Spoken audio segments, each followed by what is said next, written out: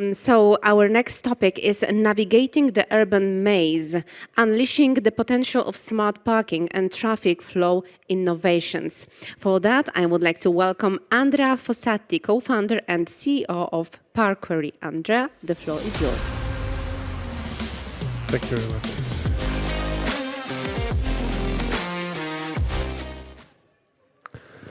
Hi everyone, my name is Andrea, I'm the CEO and founder of Parquery.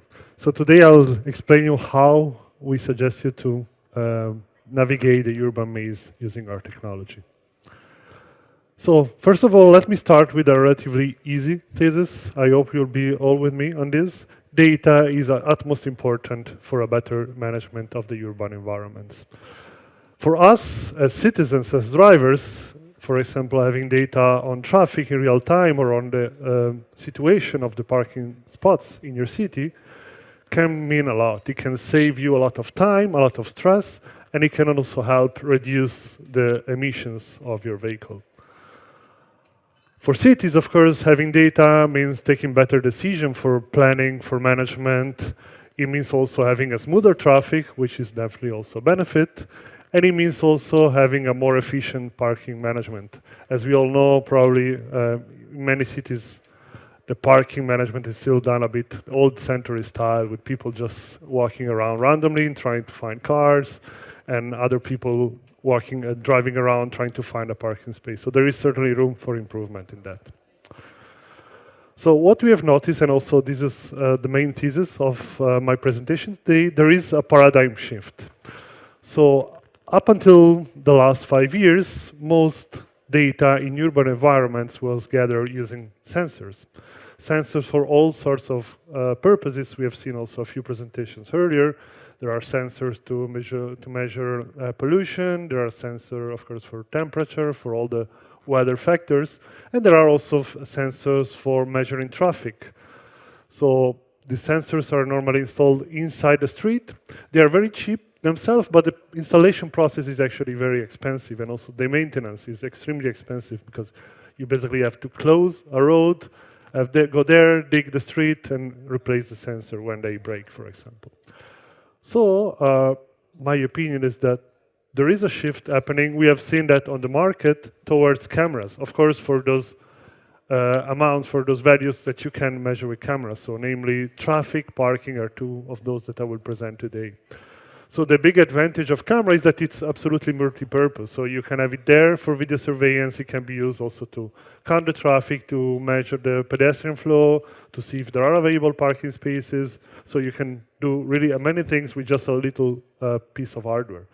On the other side, the sensors are instead normally very specialized. You have a sensor for this, a sensor for that, a sensor for that. Another point is, of course, the coverage, because with a camera, especially if it's installed high up, you can monitor quite a broad area, whereas the sensor normally will just take care of its surroundings, its very near surroundings, and so you need a lot of sensor to monitor even a street or a parking lot. Additionally, the lifespan is important because the sensors normally run on batteries, and these batteries, after a while, they can be, of course, as optimized as you want, but after a while, they will simply run out. And as I said before, replacing the sensor is very messy. If a camera breaks, it can happen. Normally, the camera tend to last 10 to 15 years, but even if they break, you just go up, put a new one. It's a very smooth process, so still much more efficient. The only single benefit that one could think about the sensors is about data protection and privacy compared to the cameras, because of course, sensors just measure numbers. They don't have at all any privacy concerns. With cameras, we have seen that even though the images even often don't contain personal data, there is mostly a public perception issue that people don't want to be surveyed, they don't want to be observed by cameras. So for this, it's very important to actually communicate to the population why are these cameras for, and they are all to their benefits and do not record or track any personal information. Let me give you some concrete examples. So this is one of our projects in Slovenia. And as you can see with a camera, very standard camera installed on a light pole, you can measure on-street parking occupancy. So throughout our projects, we have seen that a good average is between 15 to 20 parking spaces with a camera for on-street. And of course, this is compared with installing 15 to 20 sensors plus a gateway.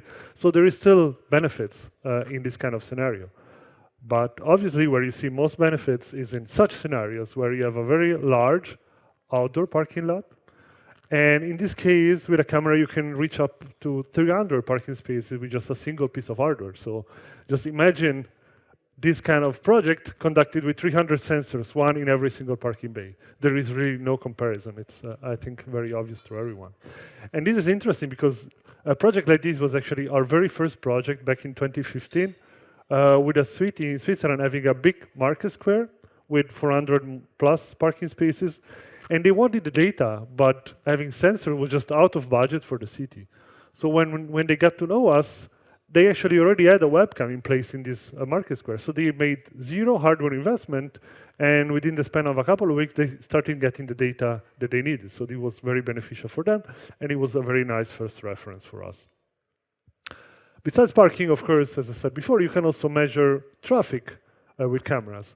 So the big advantage of this kind of use case is that with sensor, you just measure how many vehicles go through, when, and that's it. With a camera, you know how many vehicles go through, which type of vehicles. You can also estimate how fast they go. So you have many, let's say, much richer information that you can extract. And in this case, with a single camera, this is actually the window of our office. You see that you can measure many more lanes. So also here, the scalability effect plays a big role. Another very similar use case also for the control of traffic lights. I don't know how it is in Poland, but for example, in Switzerland or in other countries like in Netherlands, many traffic lights are now activated with presence sensors. So these are just induction loops in the street that detect when there is a vehicle on top of them, and then they activate the green light accordingly. So now, this is again a very cheap sensor itself, it's just a piece of metal, but the whole installation process can cost even 50,000 euros for just a single crossroad. So you can have the same data in a much easier way just by putting cameras on light poles. The accuracy is very comparable, it's basically the same, but of course the easiness of maintenance of such a project is also much higher if you switch from sensors to cameras. So now, it might seem all easy, why haven't we done that already yet? But there are, of course, some challenges involved with this paradigm shift. So on one side, there are technical challenges, because, of course, on one thing, it's very simple as a student project to just play with a camera stream, place a plug-and-play open source car detector, and you're good to go. But if you want a system that can scale up to 100 cameras or 5,000 parking spaces, you need to have a solid technology behind. That's what we have been building over time. Another point is that, of course, you want to have a system that is reliable, that it keeps running, not something that, I don't know, no power anymore to your office computer and everything stops. So also for this, you have to take care of a solid software system. You have to have a scalable, parallel software architecture to be able to run this over time.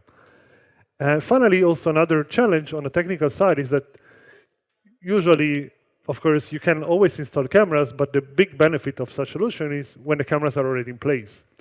So the software has to be able to cope with basically all sorts of hardware that the cities or the clients have in place. And we have seen really everything, I can say, in our experience. So you have to be able to handle different resolutions, different camera angles, different weather conditions, because, of course, one thing is a project in Italy, another thing is a project in Siberia, for example. So the system has to be general enough to be able to work reliably on all those conditions.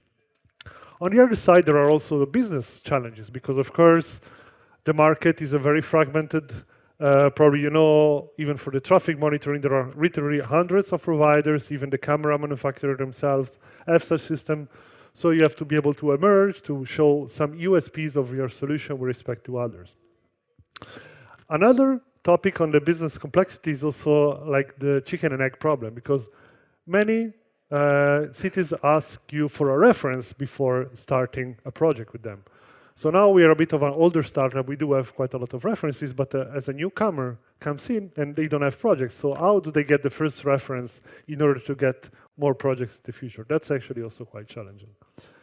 Finally, and I guess many people here will know it, selling to governments is tricky. It can take time. So you have to be, let's say, patient. On one side, you have to have a full pipeline to talk to many of these cities, because it can easily take 5 years between when you talk about a project with a city and its final implementation.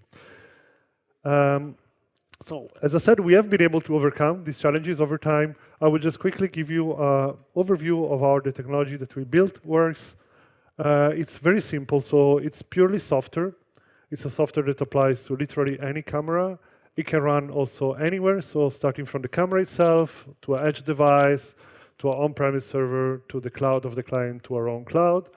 And what we deliver is purely data, so API, including traffic data, parking data, whatever data we have been able to extract from the images. Of course, there is hardware needed. As I said, most often the hardware is already there, which of course gives a huge benefit also to the client in terms of initial setup cost. But the hardware also needs to be there. So if it's not there, we work with a network of partners in different countries to be able to bring cameras, connectivity, power, all the, let's say, accessories that are needed to make a project successful.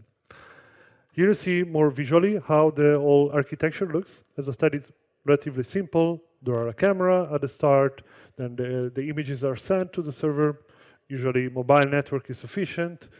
Then the server just processes these images, deliver the data on one side via API for integration with every city platform that is already there.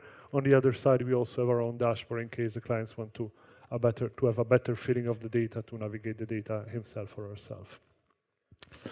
Finally, let's go to the data protection topic, because I briefly mentioned it earlier. It's still an important topic.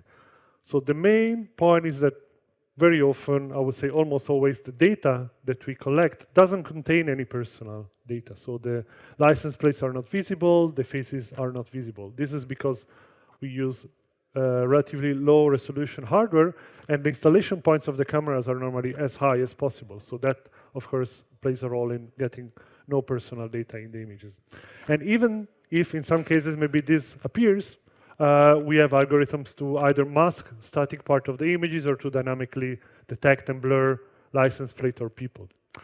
Another big advantage on the data protection side is that once the images are processed, they can be deleted easily. There is no need to store the image. Once we extracted the data, we can just keep the data, delete the image. If some clients also have concerns about the images going out, as I said before, we can install the software either on the camera itself or anyway at the client data center, so that literally the images will never leave the client premises. Just to conclude, so we are a spin-off from ETH Zurich, which is one of the main technology schools in the world. We were founded in 2014. Our core expertise, pretty obviously, is understanding what's going on in images and videos automatically through software. And we have decided to focus on the smart city, smart mobility sector, where we think we can really play a role and have a big impact on the many factors I mentioned earlier. Here you see an overview of where we have different projects worldwide. So we are based in Switzerland, so we are stronger in Switzerland and neighboring countries, but now we are starting to get also more of a global footprint. And to conclude, let me make also a small advertisement, because as you have seen, we have built quite a bulletproof solution over time. We have product market fit. We have shown that there is a business and technical scalability on our end. And now we are looking also for support, financial and practical, to help scale up our sales organization. So if anyone in the audience is interested about this, I'll be happy to talk about this topic, because this is something we really believe we can go much beyond where we are now commercially, but we do need some support. So this concludes my presentation. Thank you very much for your time, and I'm happy to take questions in case you guys have.